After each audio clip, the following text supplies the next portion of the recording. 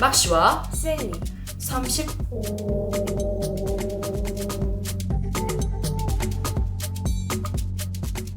장마철이었는데 이 남자가 사는 부엌 천장에서 물이 떨어지는 거예요. 아, 비가 와서 물이 새나 보다 하고 냄비를 갖다 놓았어요. 그런데 냄비를 갖다 놓기가 무섭게 물이 다 차서 계속 갈아줘야만 되는 거예요. 그래서 일을 마치고 집에 돌아오면 가장 먼저 하는 일이 냄비 물을 버리는 일이었어요. 아직 장마철인데 이게 무너지면 어떡하지 하는 생각에 천장을 봤는데 점점 천장이 갈색으로 물들어가는 거예요. 더 큰 문제가 생기기 전에 빨리 수리를 해야겠다 싶어서 동네에 수리공을 불렀어요. 그런데 수리공이 하는 말이 집주인의 서명이 있어야 공사를 할 수 있다는 거예요. 그래서 급한 마음에 집주인에게 전화를 했더니 아무리 해도 전화를 받질 않는 거예요. 아니, 도대체 왜 전화를 안 받는 거야? 빨리 수리를 하고 싶은데. 그래도 알 방법은 없었어요. 왜냐면 한 달에 많아봤자 한두 번 연락을 주고받는 사이였거든요. 그렇게 그날은 어쩔 수 없이 수리를 미루고 잠에 들게 되었어요. 자는데 부엌 쪽에서 뭔가 쿵 하는 소리가 나는 거예요. 황급히 달려가서 불을 켰는데 식탁은 두 동강이나 있고 그 물이 새던 천장에서 시체가 떨어져 있는 거예요. 헛구역질을 하면서 뛰어나간 이 남자는 바로 경찰에 신고를 했어요. 겁에 질린 채로 경찰에게 물었어요. 아니, 이게 대체 어떻게 된 거죠? 하니까 천장 사이에 껴있던 시체에 물이 닿아서 시체가 엄청 무거워진 거예요. 그 무게를 견디지 못하고 천장에서 떨어지게 된 거죠.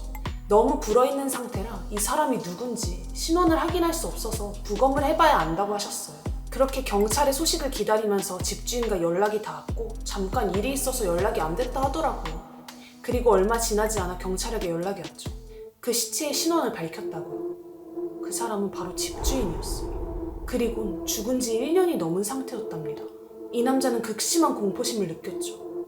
그 시체보다 그럼 이제까지 나와 연락을 주고받은 집주인은 누구였을까? 어떤 사람이 7살 때 겪었던 이야기예요. 사촌 언니가 한 명 있었는데 그 언니가 매우 무서운 이야기를 잘해줬대요. 그래서 그 언니네 집에 자주 놀러 가곤 했죠. 그런데 그 언니가 무서운 이야기 소재가 떨어져서 그런지 몰라도 이제는 어떤 사이트를 보여주더라고요. 그 사이트는 심령 사진들이 가득한 사이트였어요. 어느 날 그 언니가 이 사진 한번 봐볼래? 하면서 보여주는 사진을 보게 되었는데 그 사진은 조금 기괴한 사진이었어요. 유치원생들이 유치원 앞에서 한 8명에서 9명 정도 모여 있는데 각자 자기가 만든 가면들을 얼굴에 이렇게 대고 사진을 찍은 거였어요. 그런데 그게 왜 심령 사진이냐면 그 아이들 등 뒤로 유치원의 유리창 문이 보이는데 그 문에 어떤 빨간 눈들이 다닥다닥 그 아이들을 지켜보고 있는 거예요. 와, 너무 소름 끼친다 생각을 하면서 그 사이트를 당장 나오게 되었죠. 그렇게 얼마나 지났을까? 그 아이는 이사를 가게 되었어요. 경기도 안산시에 있는 동네였죠. 그렇게 여기저기 동네 탐방을 다니는데 약간 이상한 느낌을 풍기는 어떤 건물이 있는 거예요. 그 건물은 2층 건물이었고 벽이 온통 노란색이었어요. 뭐지? 여기 뭐 하는 데지? 생각하면서 가까이 가봤는데 무슨 불이 난 현장인지 모르겠지만 널판지로 모든 창문이 다 가려져 있는 거예요. 그리고 그 사이를 살짝 들여다보니까 안에 모든 가구들이 새까맣게 타 있는 거예요. 여기 불났었나 보다 생각을 하면서 그냥 스쳐 지나가려고 하는데 갑자기 도와주세요 라는 소리가 들리는 거예요.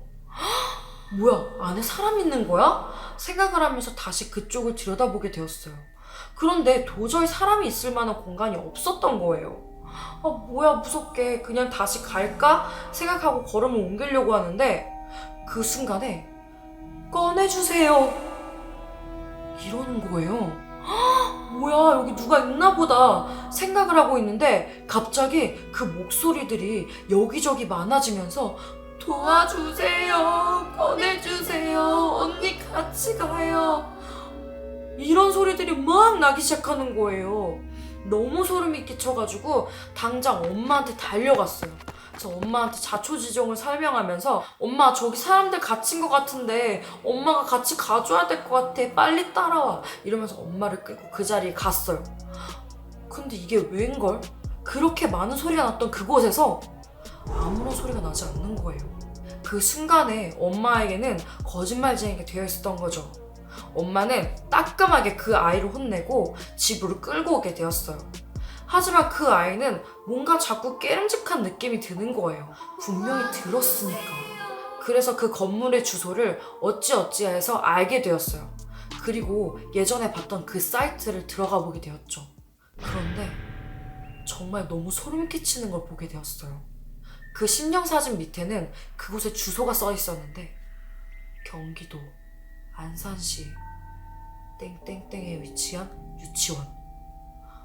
바로 제가 찾았던, 제가 들었던 그 유치원의 주소였어요.